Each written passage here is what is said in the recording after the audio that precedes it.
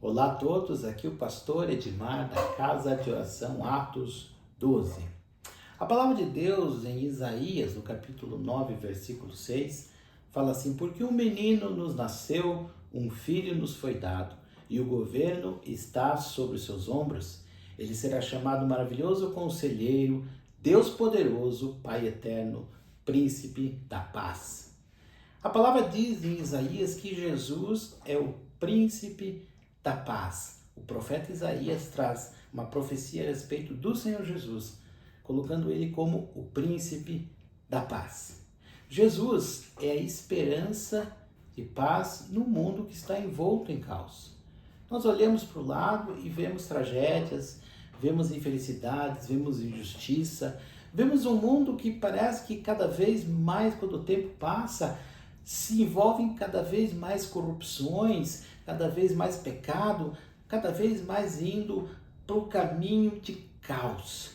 E a palavra nos diz: Jesus é o príncipe da paz. Mas Jesus, em Mateus, no capítulo 10, versículo 38, ele faz uma afirmação polêmica, meio contraditória. Jesus diz assim: não pensem que vim trazer paz à terra. Não vim trazer paz, mas a espada. Jesus agora diz que vai trazer a espada, traz a guerra, o conflito. Será que Jesus mudou de ideia? Será que a profecia de Isaías estava errada? Será que o profeta Isaías se enganou? Será que Jesus se contradisse? O que está acontecendo aqui? Se ele é o príncipe da paz, ele diz que vai trazer a espada. Nós precisamos entender duas coisas. Primeiro, o contexto do capítulo 10 do livro de Mateus. Jesus estava pegando os seus discípulos e enviando eles em turmas para evangelizar as regiões vizinhas. E ele então estava advertindo dos perigos, dos conflitos que isso ia causar. Ele chega a falar o seguinte, num determinado momento dessas instruções, ele diz assim para os discípulos: eu lhes envio como cordeiro no meio de lobos. O que Jesus está falando? Quando o evangelho é pregado de uma maneira sincera, de uma maneira simples, de uma maneira direta e de uma maneira autêntica, causa rebuliço no sistema. Toda a mensagem do reino, toda a mensagem do evangelho, ele vai gerar conflito com velhas estruturas, com estruturas que estão entregues ao pecado. Eu não sei se você já passou por reformas na sua casa. É bem difícil você morar numa casa em reforma. É muito complicado você passar aqueles dias da reforma convivendo naquela casa. É entulho, é bagunça, é destruição aqui, é uma parede que cai ali, a casa vira um caos. Mas a reforma é necessária para a obra ser concluída, para as estruturas antigas, as estruturas que estavam erradas serem corrigidas. Amados, é assim que o evangelho funciona. A cada vez que o evangelho é pregado, causa conflito com o sistema. Seja um sistema de governo antigo, seja uma monarquia absoluta, seja a monarquia de César, sejam as ditaduras, sejam as democracias. Todo o sistema baseado no homem, ele entra em conflito com a mensagem do evangelho. Mas a Bíblia fala que Jesus é a paz verdadeira.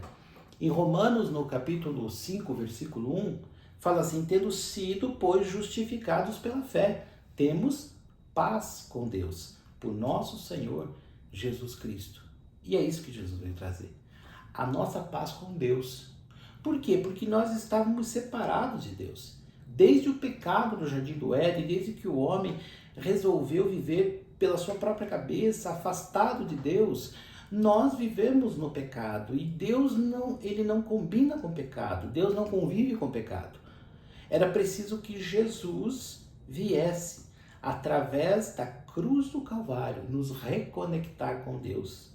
A palavra de Deus fala em 2 Coríntios 5:21, Deus tornou pecado por nós aquele que não tinha pecado, para que nele nos tornássemos justiça de Deus. por causa de Jesus, naquela cruz do Calvário, que tomou o nosso pecado, ele pôde reconectar a nossa amizade com Deus.